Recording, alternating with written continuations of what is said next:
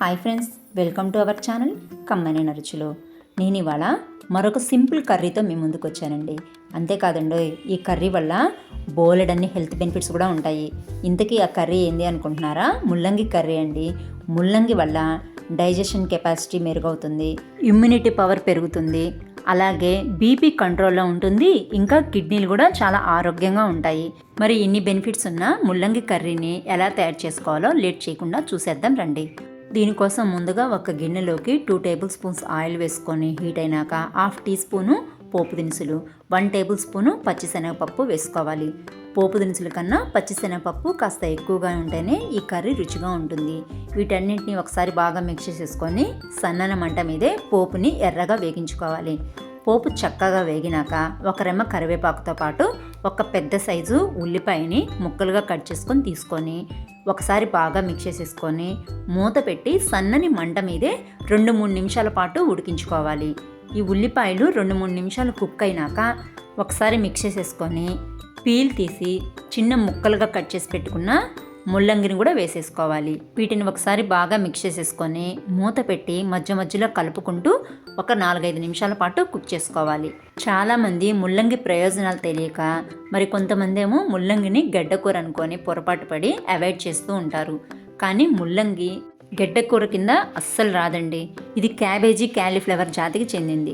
అందుకే ముల్లంగిని కుక్ చేసుకున్నా మీకు క్యాలీఫ్లవర్ని కుక్ చేసుకున్నా ఇంచుమించు స్మెల్ ఒకటిగానే అనిపిస్తుంది. ఇకపోతే ఆరోగ్య ప్రయోజనాలు బోలెడు. ఇప్పుడు దీంట్లో నీరు తగ్గిపోయింది కాబట్టి అడుగు పట్టకుండా కుక్ అవ్వడానికి మరి కాసిన నీళ్ళు అయితే వేసుకుందాం. మరీ ఎక్కువ కాదండి, 1/2 టీ గ్లాస్ అని వాటర్ వేసుకుంటే సరిపోతుంది. వీటిని మూత పెట్టేసేసి మరి కాసేపు అయినాక నేను సింపుల్ పద్ధతిలో కుక్ చేస్తున్నాను కాబట్టి మసాలాలు టమాటాలు లాంటివి వాడకుండా జస్ట్ రుచికి సరిపడా ఉప్పు, సరిపడా కారంతో పాటు చిటికడంతా పసుపు, కాస్త ధనియాల పొడి వేసుకోండి, ఫ్లేవర్ బాగుంటుంది.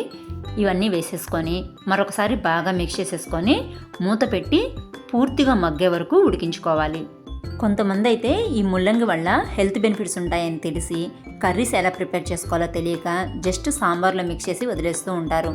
అలాంటి వాళ్ళైతే తప్పకుండా ఈ కర్రీని ట్రై చేయండి. చాలా సింపుల్గా ఉంటుంది, టేస్టీగా కూడా ఉంటుంది. ఈ ముల్లంగి వల్ల స్కిన్ కూడా చాలా గ్లోగా తయారవుతుందండి. ఫంగల్ ఇన్ఫెక్షన్ లాంటివి కూడా దరిచేరవు. కర్రీ చూడబోతే చక్కగా కుక్ అయిపోయినట్టుంది.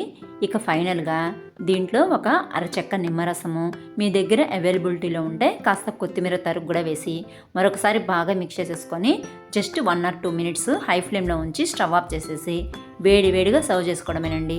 అంతేనండి, చాలా తక్కువ ఇంగ్రీడియంట్స్తో మసాలాలు ఏమీ లేకపోయినా మంచి టేస్టీగా బోలెడన్ని హెల్త్ బెనిఫిట్స్ కలిగిన మన ముల్లంగి కర్రీ తయారైపోయింది. ఇటు వైట్ రైస్లోకి అటు రోటీ పుల్కా చపాతీల్లోకి పర్ఫెక్ట్గా సూట్ అవుతుంది. తప్పకుండా మీరు కూడా ట్రై చేసి మీకు ఈ రెసిపీ ఎలా అనిపించిందో కమెంట్స్ ద్వారా నాతో షేర్ చేసుకోండి. వీడియో నచ్చితే కనుక తప్పకుండా లైక్ చేయండి, షేర్ చేయండి. ఇలాంటి మరిన్ని టేస్టీ అండ్ హెల్తీ రెసిపీస్ కోసం ఛానల్ని సబ్స్క్రైబ్ చేసుకోండి. Thanks for watching.